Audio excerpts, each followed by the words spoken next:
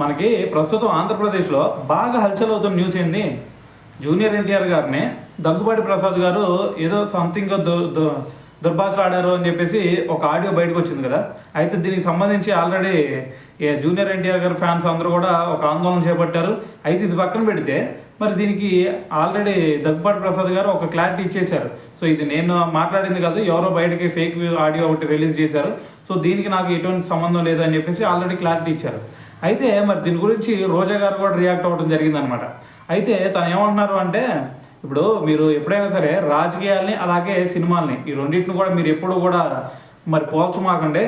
మీరు ఒకప్పుడు ఇది హరిహర వీరమల్లు మూవీకి మీ ఎమ్మెల్యే అందరూ కూడా టికెట్లు కొన్నారు కదా. సో మరి అయినా సరే అది సరిగ్గా ఆడిందా, ఆడలేదు.